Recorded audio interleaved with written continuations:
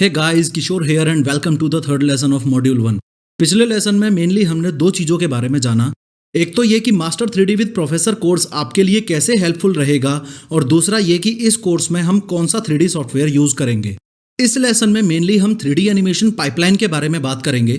Pipeline क्या है और उसको यूज़ करना इतना ज़रूरी क्यों है ये भी डिस्कस करेंगे। With the help of an example ये समझेंगे कि ये मोटू पतलू जैसे 3D शोज या professor of how YouTube channel जैसी वीडियोज़ या कोई भी और 3D वीडियो एग्जैक्टली बनती कैसे है। इसके अलावा मैं आपको इस कोर्स का ओवरव्यू दूंगा। अगर स्पेसिफिकली बात करूं तो हम कोर्स के करिकुलम को या यूं कह लो कि कोर्स के स्ट्रक्चर को समझ के 3D सीखने का सही तरीका क्या है, इस बारे में भी बात करेंगे। सबसे पहले यह समझो कि पाइपलाइन क्या होती है। ये जो पाइप्स की लाइन है, इसका मेन काम होता है एक मेन पाइप में से बाकी छोटे छोटे पाइप्स में पानी भेजना, या फिर रिवर्स कर दो तो इन छोटे छोटे पाइप्स में से इस मेन पाइप में कोई भी लिक्विड भेजना। सिमिलरली एक 3D पाइपलाइन का सिंपल मतलब है काफी सारी छोटी छोटी स्टेजेस मिलके एक फाइनल आउटपुट निकालती हैं, जो कि है एक फुल 3D एनिमेटेड वीडियो। अगर आपने मेरी फर्स्ट 3D एनिमेटेड वीडियो यानी कि professor of how YouTube channel पर राम मंदिर वाली वीडियो देखी होगी तो ग्राफिक्स को देखते ही आपको पता चल जाएगा कि ये वीडियो 3D एनिमेशन पाइपलाइन को ध्यान में रखते हुए या फिर एक प्रोफेशनल अप्रोच को ध्यान में रखते हुए नहीं बनाई गई। ऐसा इसलिए क्योंकि उस टाइम मेरी सोच ही ऐसी थी कि 3D एनिमेशन पाइपलाइन बड़े बड़े स्टूडियोज के लिए होती है। इंडिपेंडेंट आर्टिस्ट का 3D एनिमेशन पाइपलाइन से कोई लेना देना नहीं है।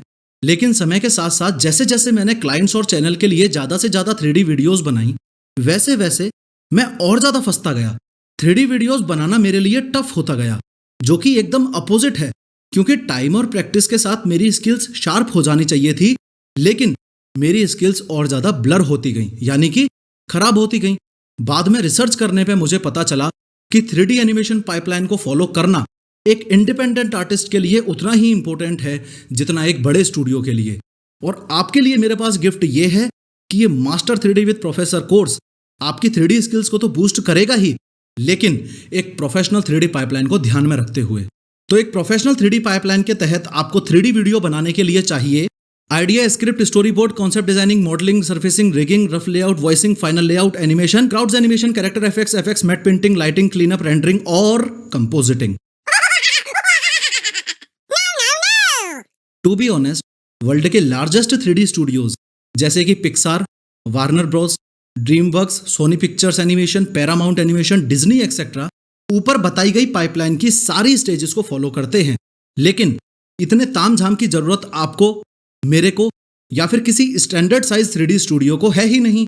इसलिए आपको इस तामझाम से बचाने के लिए मेरे हंड्रेड्स ऑफ 3D वीडियोस बनाने के बाद और हंड्रेड्स ऑफ 3D क्लाइंट्स के साथ काम करने के बाद मैं खुद के लिए जो 3D पाइपलाइन यूज करता हूं वो आज आप लोगों के साथ शेयर करूंगा।